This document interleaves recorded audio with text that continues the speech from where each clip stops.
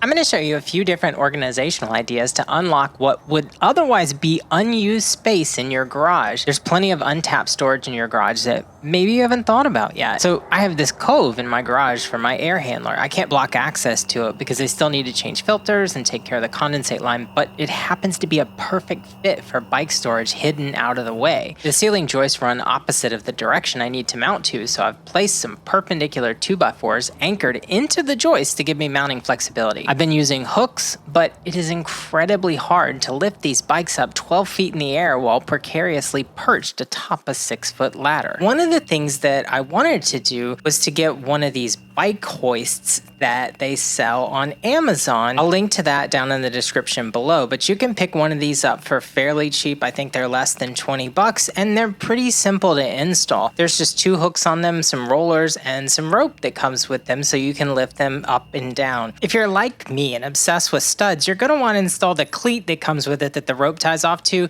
on a stud. And I use my Franklin stud finder for this. It's absolutely the best stud finder on the market. It will identify just about anything in the wall for you and let you know exactly where it is. But go ahead and put that cleat in with those 2 screws, and then I got to get the old bike down. I got to take down both of the old hooks and then go ahead and mount the new pulley assembly or the bike hoist up on the 2x4s that I had mounted on the ceiling. Now my ceiling joists run the other way, so I had to put some 2x4s up here secured into them so that I could hit, something decent and solid along the way. Now it was pretty easy to install those 2 pulleys up top and then run the strings through there. Someone once told me that you're not supposed to stand on the top step of a 6-foot ladder, so don't do that. But do everything else. Once you've done that, you can hook them around the bottom of the wheels and pull the string from the one side and wrap it around that cleat that lets you store all the string around it when you're not using it. Now there is an auto lock on this, so it doesn't come down without pulling to the side like what you would find in normal blinds. I'm gonna put my improperly used ladder up and move on to the next project, which is this Dewalt 4-foot industrial shelf. The reason why I went with this shelf is because it was previously unused space. I have an electrical panel above it and I can't cover that up.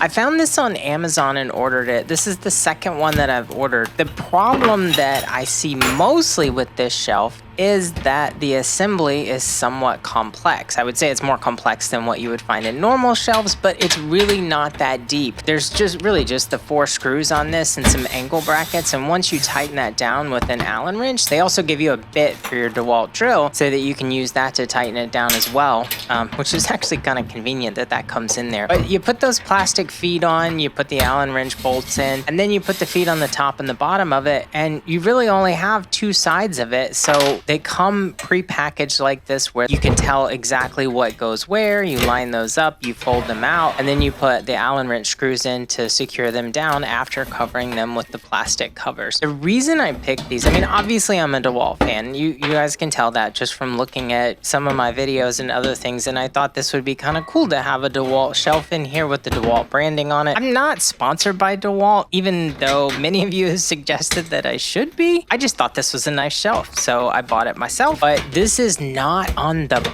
budget side of shelves, I can tell you that. They charge a premium to put that name on it, and I'm not 100% convinced that it's worth it. The nice thing about this shelf, though, is that it supports 4,500 pounds. So it is not too big of a footprint with a ginormous amount of weight that it supports. Once you get the 2 sides together, then you can just put the shelf rails on. They kind of slide in, and you can put them at whatever height you want. In my case, I'm going to go ahead and assemble it the first time with the shelf at the top part, the middle, and sort of the bottom. And then I'm going to come back later and show you something else, a couple of other things actually that I added to it that really make this shelf more functional. But the reason I picked it was because it fits below my electrical panel and there's no other way for me to use this space. So it slides in perfectly in between 2 other shelves at a lower height that still allows me to access my electrical panel. Finally, you're just going to put those 3 boards down on top of the supports that you've mounted there, and you'll have your 3 shelves complete and ready to hold up the 4,500 pounds worth of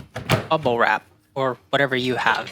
Next, we're gonna move on to this Rubbermaid track. These are fast tracks. You can pick this up off of Amazon or a local home improvement store if that's something that you want too, because I had all these helmets and bats and stuff laying around everywhere that were just completely unorganized and driving me crazy. And I had this space above the electrical panel. Now I know there's electrical runs that go up in that panel, so I had to be really careful to make sure that I was hitting a stud and make sure that I wasn't going through anything that was running through the wall. So you want to do that. I've been in that wall a couple times, so I have a good idea of where things are. But this fast track is super easy to put on, and then you just snap these clips on, and then you can hang helmets and bats and really garden rakes and any other sports equipment or things that you have.